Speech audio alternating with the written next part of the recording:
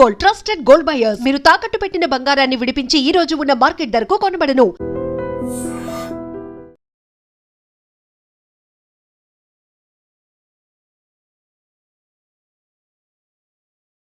నమస్తే, welcome to I dream.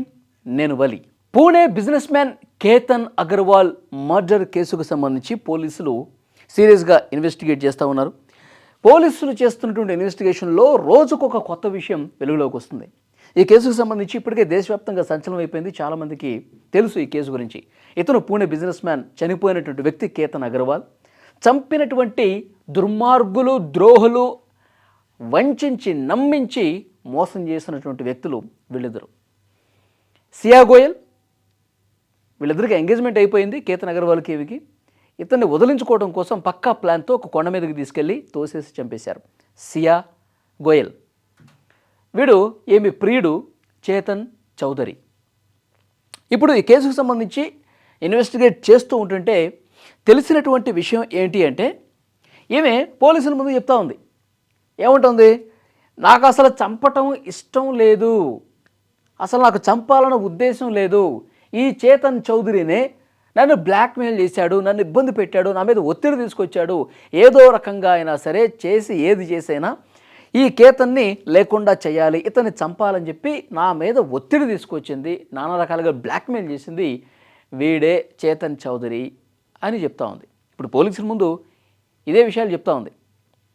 అసలు ఏ విధంగా వీళ్ళు చేశారు, వీళ్ళు అంటే ఎలా చంపాలి ఏంటన్నది యూట్యూబ్లో సెర్చ్ చేసినప్పుడు ఏమేమి అడ్డు చెప్పలా.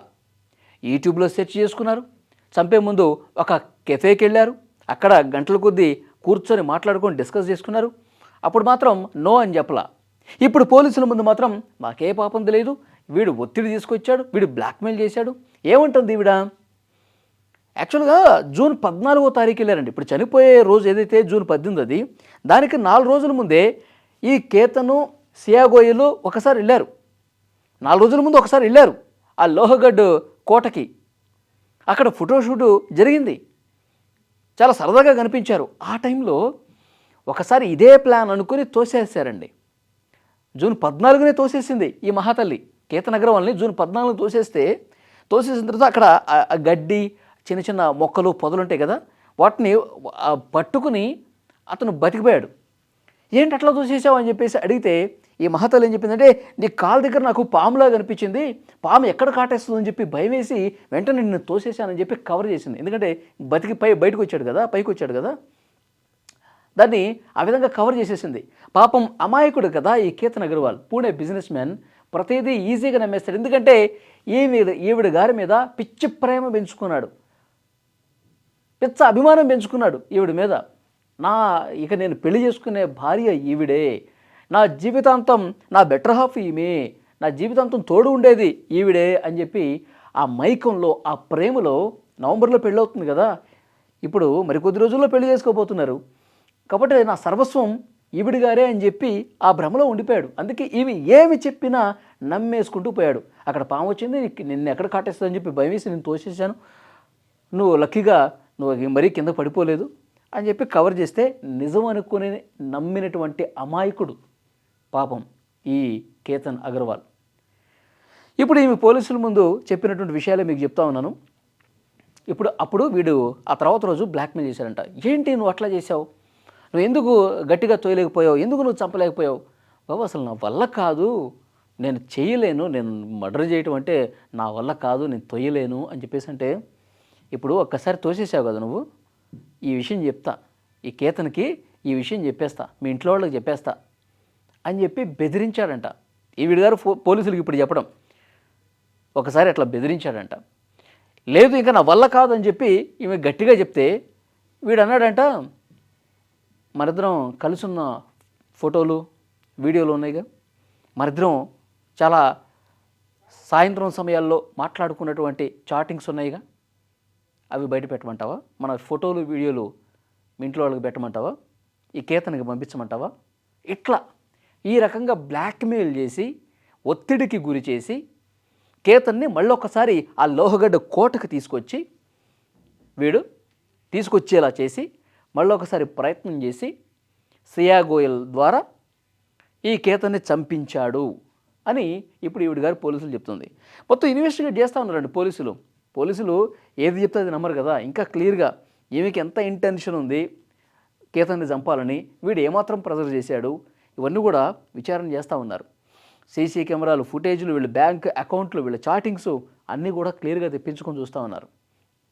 కానీ వీడు చెప్పడం వల్లే, వీడు బ్లాక్మెయిల్ చేయటం వల్లే ఇక నేను తప్పక చేయాల్సి వచ్చింది, నేను పూర్తిగా నిండా మునిగిపోయాను, ఇక నాకు వేరే దారి లేకే కేతన్ అగర్వాల్ని చంపానని చెప్పి ఈవిడ గారు చెప్తా ఉంది. ఇంకొక ముఖ్యమైన విషయం ఏంటంటే, ఇప్పుడు ఇన్వెస్టిగేట్ చేస్తున్నటువంటి క్రమంలో ఆల్రెడీ వీళ్ళిద్దరూ జైలుకి వెళ్ళిపోయారు. ప్రియుడు, ప్రేయసి ఈ కేతన్ని చంపిన కేసులో వీళ్ళిద్దరూ జైలుకి వెళ్ళిపోయారు. ఇప్పుడు ఏమో వీళ్ళ తల్లి అంటోంది, మా అమ్మాయికి ఏ పాపం తెలియదు, మా అమ్మాయికి అసలు ఈ చంపటాలేంటి, అసలు అలాంటి మైండ్ సెట్టే కాదు, అసలు ఆ రోజు కోటకు వెళ్ళాలన్న ఉద్దేశం మా అమ్మాయికి లేదు, కేతన్ వాళ్ళ తల్లే బలవంత పెట్టి రావాలంటే అప్పుడు వెళ్ళింది అని చెప్తోంది. కానీ ఇంకొక ముఖ్యమైన విషయం ఏం చెప్పింది తెలుసా వీళ్ళ తల్లి? మా అమ్మాయి నిజంగా తప్పు చేసి ఉంటే, మా అమ్మాయి నిజంగా కేతన్ని చంపాలని ఉద్దేశం ఉంటే, మా అమ్మాయే ఆ కేతన్ని కొండ మీద నుంచి తోసేసి హత్య చేసింది అని ఉంటే మా అమ్మాయిని ఉరిదీసేయండి, మా అమ్మాయిని చంపేసేయండి, మాకు ఎలాంటి అభ్యంతరం లేదు.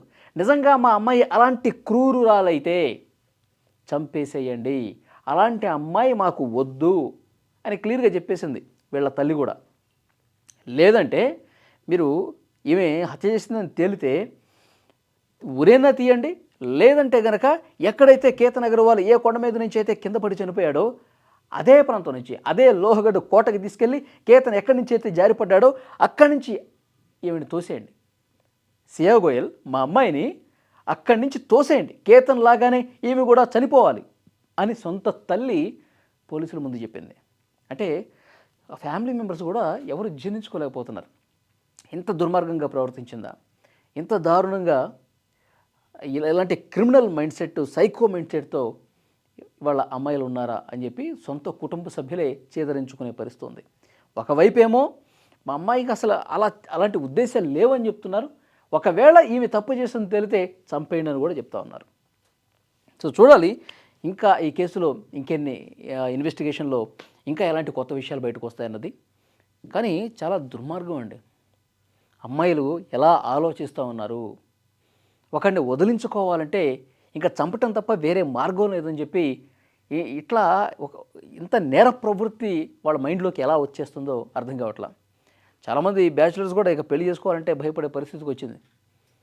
చాలామంది ఇదే ఆలోచనతో ఉన్నారు. పెళ్ళి చేసుకున్న తర్వాతనే చంపేస్తున్నారు. పెళ్ళి ఇక్కడ చూడండి, నవంబర్లో పెళ్ళి, ఎంగేజ్మెంట్ ఫిబ్రవరిలో అయిందంట. ఈ గ్యాప్లోనే లేపేసింది మహాతల్లి. సో డెఫినెట్గా చాలామంది ఈ సోషల్ మీడియాలో కూడా వైరల్ అవుతున్నాయి. కామెడీగా చాలామంది చెప్తూ ఉన్నారు, పోస్టులు పెట్టి పెళ్ళి చేసుకుంటే అదొక పెద్ద నరకం, పెళ్ళి చేసుకునే ముందే 1-2 సార్లు బాగా ఇన్వెస్టిగేట్ చేయాలి, ఆమెకి గతంలో ఎవరైనా ప్రియుడు ఉన్నాడా, ఆమె గతంలో ఎలాంటి ట్రాక్ రికార్డు ఉంది, అన్నీ కూడా ఇటు మహిళలు పురుషులు ఇద్దరు కూడా బ్యాక్గ్రౌండ్ బాగా తరవుగా చెక్ చేసి జెన్యూన్ అయితేనే, జెన్యూన్ లవ్ ఉంటేనే ప్రేమించాలా, జెన్యూన్ లవ్ ఉంటేనే వాళ్ళు పెళ్ళికి అంగీకరించాలా. ఇది ప్రస్తుతం సోషల్ మీడియాలో జరుగుతున్నటువంటి వ్యవహారం. సో చూద్దాం ఈ కేసులో ఇంకా ఎలాంటి కొత్త విషయాలు బయటకు వస్తాయి. పోలీసులు మాత్రం సీరియస్గానే ఇన్వెస్టిగేట్ చేస్తున్నారు.